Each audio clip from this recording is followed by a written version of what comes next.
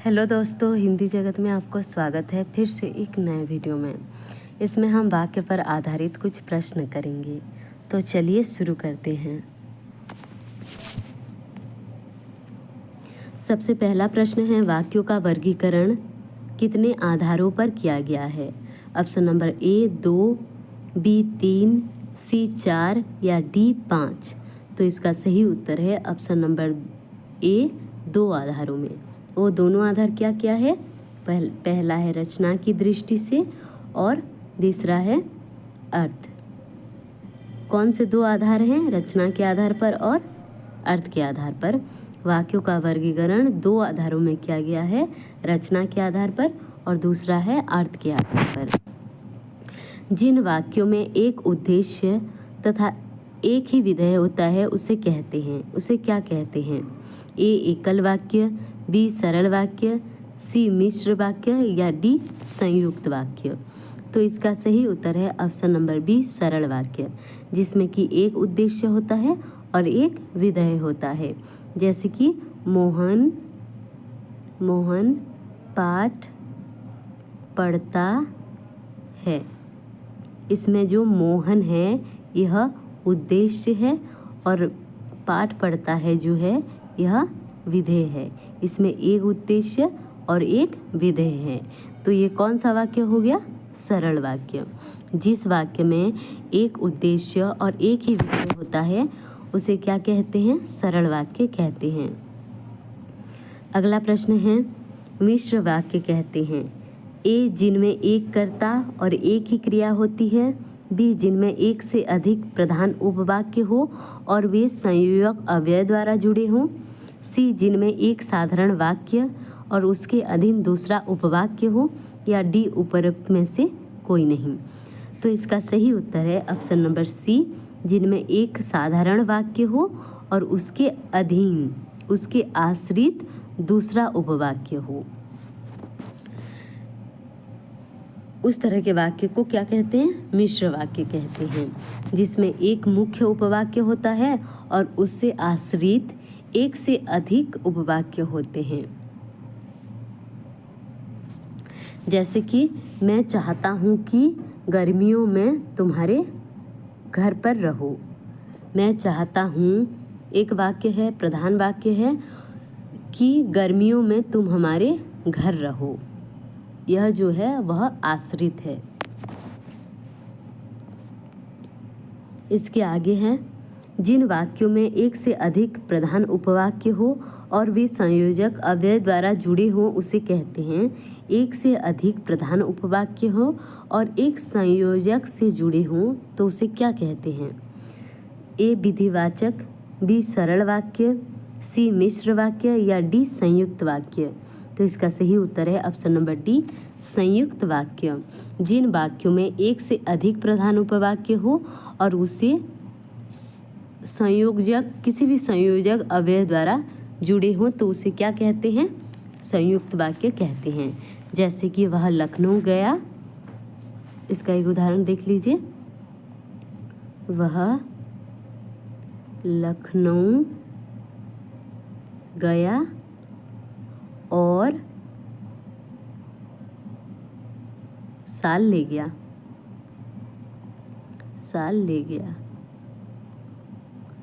देखिए, और जो है यह संयोजक है, संयोजक अव्यय द्वारा जुड़ा है। 2 वाक्य, ये एक प्रधान उपवाक्य है और यह एक प्रधान उपवाक्य है। 2 प्रधान उपवाक्य एक संयोजक अव्यय द्वारा जुड़े हैं।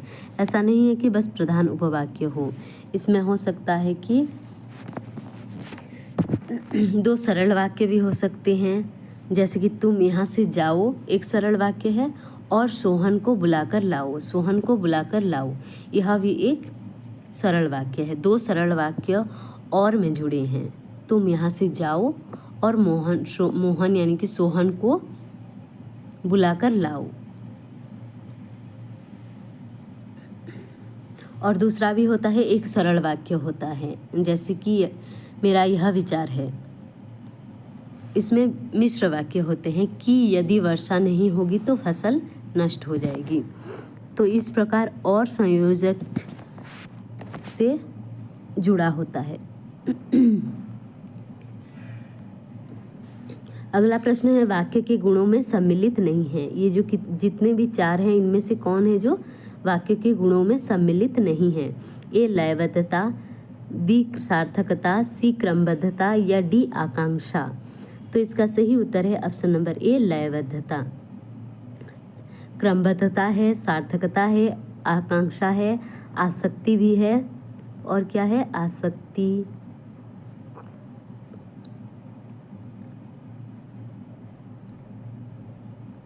उसके बाद अन्वय, योग्यता, ये सब क्या है? वाक्यों के गुण हैं।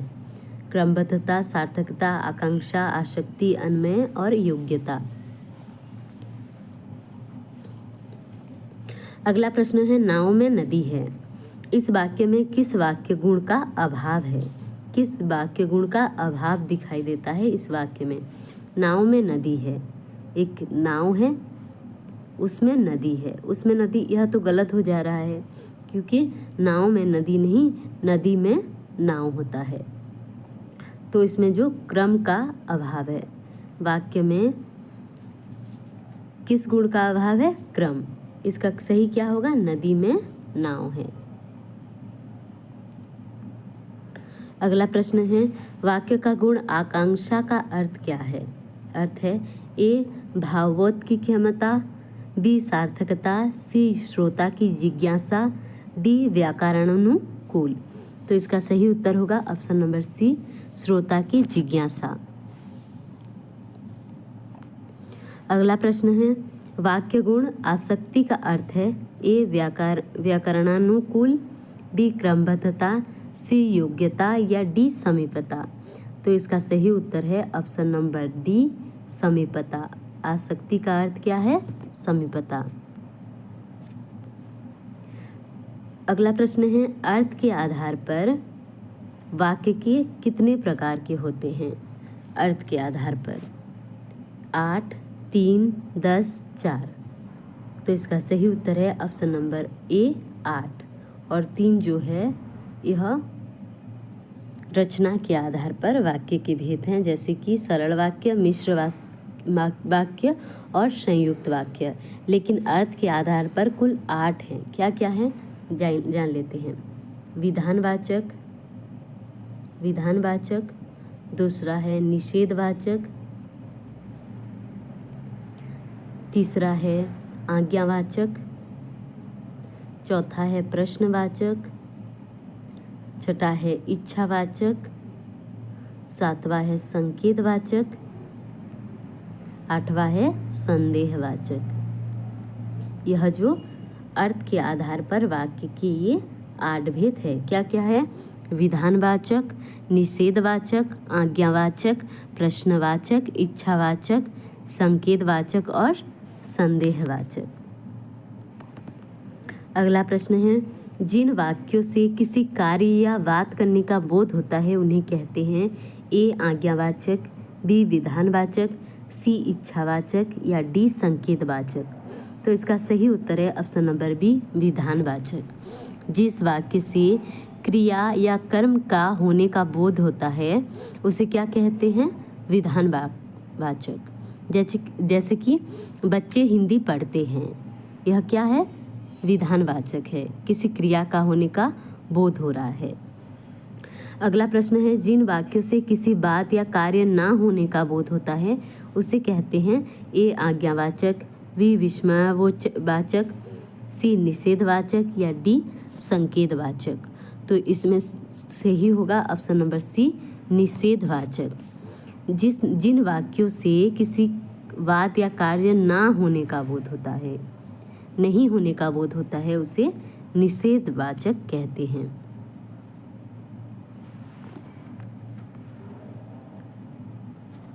अगला प्रश्न है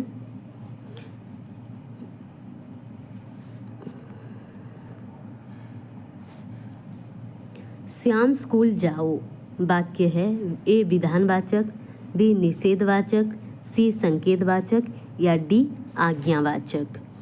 तो इसका सही उत्तर है ऑप्शन नंबर डी आज्ञावाचक। आज्ञा दिया जा रहा है कि कहा जा रहा है कि राम स्कूल जाओ, तो इसी कारण यह आज्ञावाचक हो जाता है।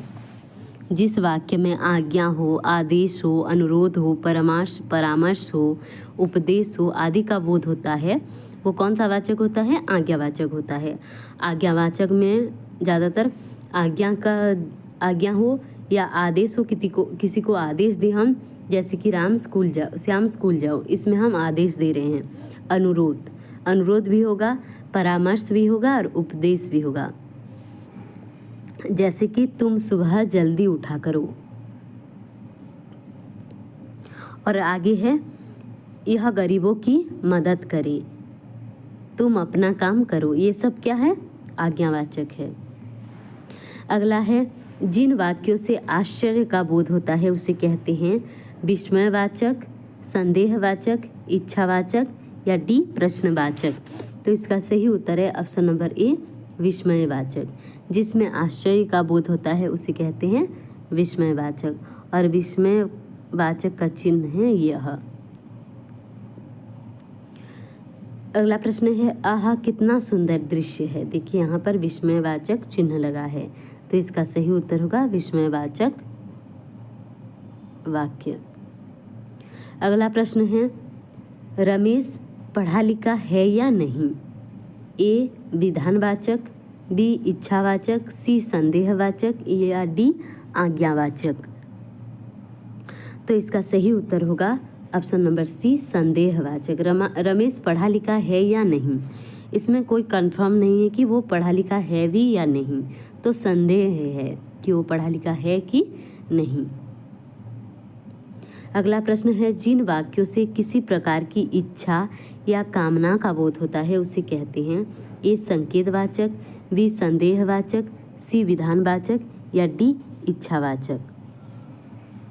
तो इसका सही उत्तर है ऑप्शन नंबर डी इच्छावाचक। जिन वाक्यों से किसी प्रकार की इच्छा या कामना का बोध होता है उसे कहते हैं इच्छावाचक। अगला प्रश्न है आपका भविष्य उज्जवल हो। वाक्य है ए इच्छावाचक, बी आज्ञावाचक, सी विधानवाचक या डी संकेतवाचक। तो इसका सही उत्तर क्या होगा? ऑप्शन नंबर ए इच्छावाचक। आपका जो भविष्य उज्जवल हो यह हम इच्छा करते हैं, मतलब इसका क्या होगा? इच्छावाचक। अगला प्रश्न है जो पढ़ेगा वह उत्तीर्ण होगा। अगर करेंगे तो उत्तीर्ण होगा, पढ़ेंगे तो उत्तीर्ण होंगे। ऑप्शन नंबर ए संदेहवाचक, बी संकेतवाचक, सी आज्ञावाचक या डी विधानवाचक। तो इसका सही उत्तर है ऑप्शन नंबर बी संकेतवाचक। संकेत किया जा रहा है कि अगर आप पढ़ेंगे तो ही उत्तीर्ण होंगे। अगला प्रश्न है निम्नलिखित में से कौन सा वाक्य मिश्र वाक्य नहीं है? ए मैंने एक पुस्तक खरीदी जो नई है, यह वही बच्चा है जिसे वेल ने मारा। एक विज्ञान गोष्ठी हुई जिनमें अनेक वक्ता बोले। डी वह परिश्रमी ही नहीं वरन ईमानदार भी है। तो इसका सही उत्तर क्या होगा? ऑप्शन नंबर डी वह परिश्रमी ही नहीं वरन ईमानदार भी है। यह जो है मिश्र वाक्य नहीं है, बाकी तीन जो हैं वह मिश्र वाक्य है। अगला प्रश्न है सरल वाक्य। कौन सा है जो सरल वाक्य है? ए उसके आने का समय निश्चित नहीं है, बी मुझे बताओ कि तुम कहाँ रहती हो, सी वह घर पर मिलेगा तो मैं अवश्य बात करूँगा, या डी उपरोक्त में से कोई नहीं। तो इसका सही उत्तर है ऑप्शन नंबर ए उसके आने का समय निश्चित नहीं है। यह जो है सरल वाक्य है। अगला प्रश्न है इसमें से मिश्र वाक्य कौन है? ए यौवन चरित्र निर्माण का समय है, बी जो लोग स्वस्थ रहते हैं उन्हें वैद्य के पास नहीं जाना पड़ता, सी करो या मरो या डी उपरोक्त में से कोई नहीं। तो इसका सही उत्तर है ऑप्शन नंबर बी जो लोग स्वस्थ रहते हैं उन्हें वैद्य के पास नहीं जाना पड़ता है। क्यों? क्योंकि जो लोग स्वस्थ रहते हैं यह प्रधान उपवाक्य है और उन्हें वैद्य के पास जाना नहीं पड़ता है, वह आश्रित है। इसी कारण यह क्या हो गया? मिश्र वाक्य। अगला प्रश्न है संयुक्त वाक्य छांटिए। संयुक्त वाक्य बोलने से ही आप और जिसमें कि और लगा हुआ हो वो ज़्यादातर संयुक्त वाक्य होते हैं। जैसे कि ये उत्तर देने का यह ढंग ठीक नहीं है, बी उसे गर्व है कि वह उच्च कुल में पैदा हुआ। दवा लो और बुखार कम हो जाएगा। उपरोक्त सभी। तो इसका सही उत्तर है ऑप्शन नंबर सी, दवा लो और बुखार कम हो जाएगा। देखिए, और जो संयोजक अव्यय द्वारा जुड़ा हुआ है यह वाक्य, और इसमें जो है उसे गर्व है कि वह उच्च कुल में पैदा हुआ है। उसे गर्व है, यह प्रधान है, वह उच्च कुल में पैदा हुआ, यह आश्रित है। इसी कारण यह जो होता है मिश्र। लेकिन ऑप्शन नंबर सी इसका सही होगा, दवा लो बुखार कम हो जाएगा। अगला प्रश्न है, इसमें से विधानवाचक वाक्य कौन है? ए, यह एक अनुकरणीय उदाहरण नहीं है। बी, इस बात से किसी को इनकार नहीं है। सी, मुझे कौन वोट नहीं देगा। डी, यह बात सभी को स्वीकार्य है। तो इसका सही उत्तर है ऑप्शन नंबर डी, यह बात सभी को स्वीकार्य है। यह जो है वो विधानवाचक वाक्य है। अगला प्रश्न है, शायद भी वाक्य है। संदेहवाचक, बी संकेतवाचक, सी इच्छार्थक या डी विधानवाचक। तो इसका सही उत्तर है शायद। शायद वह कल जाएगा, शायद वह नहीं खाएगा, इसमें संदेह है, कोई भी कंफर्म नहीं है। शायद वह आ रहा है, इसमें संदेह है, आ रहा है कि नहीं पता नहीं। अगला प्रश्न है, वाक्य के घटक या अंग होते हैं। कौन से जो है वाक्य के घटक या अंग होते हैं? ए, उद्देश्य और विधेय, बी कर्ता और क्रिया, सी कर्म और क्रिया या डी कर्म और विशेषण। तो इसका सही उत्तर है ऑप्शन नंबर ए, उद्देश्य और विधेय। ये दो वाक्य के अंग यानी कि घटक होते हैं।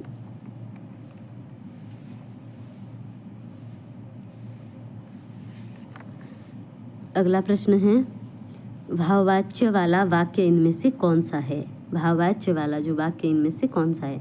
मालती खाना खाती है, बी रमेश खाना खा सकता है, हिमेश से दौड़ा नहीं जाता या डी रक्षा दौड़ नहीं सकती।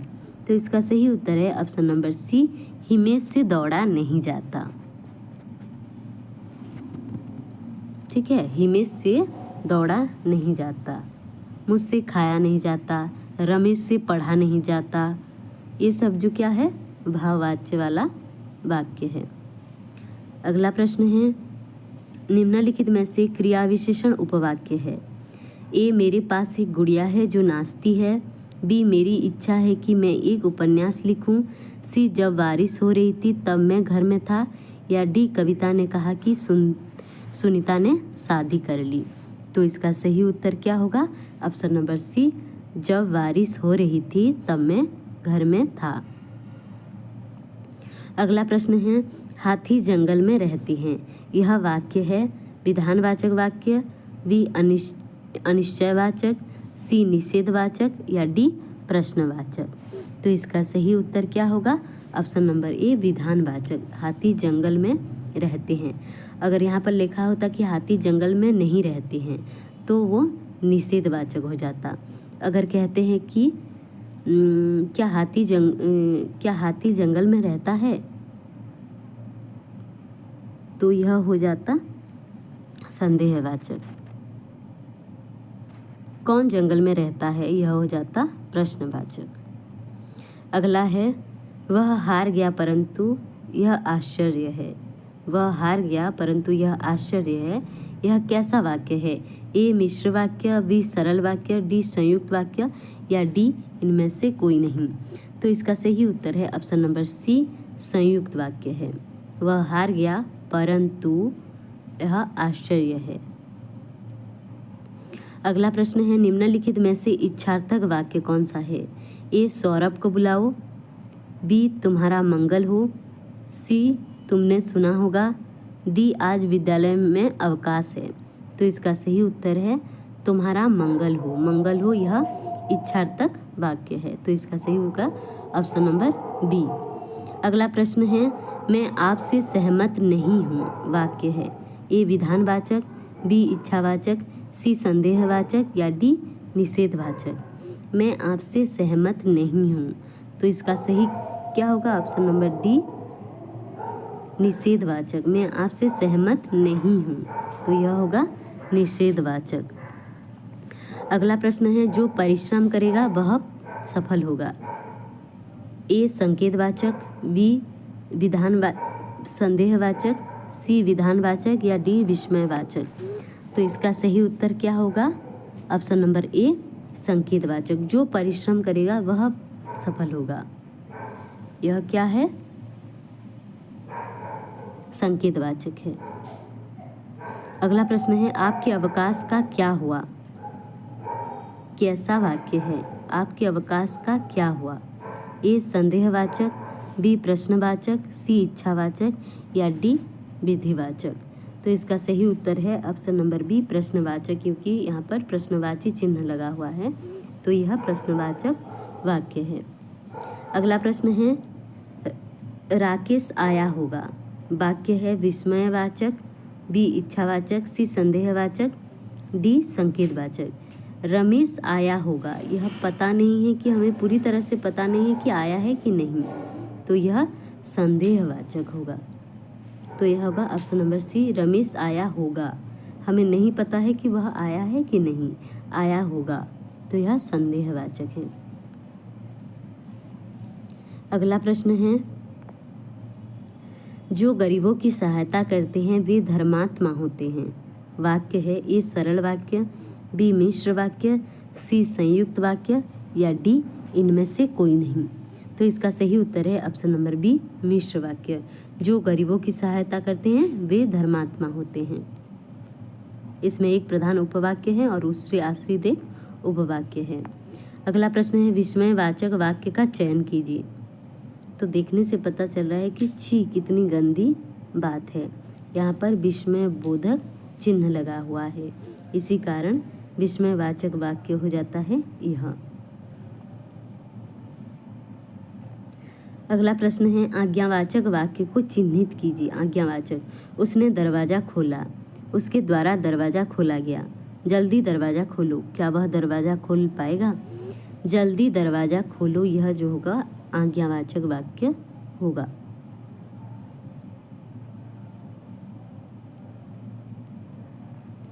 अगला प्रश्न है मिश्र वाक्य को चिन्हित कीजिए। ए आपने ऐसा क्यों किया? बी उसने कहा कि आज छुट्टी हो जाएगी। सी वाह आप एमपी हो गए, वाह आप एमपी हो गए। डी बालक आया और मेरे पास बैठ गया। तो इसका सही उत्तर क्या होगा?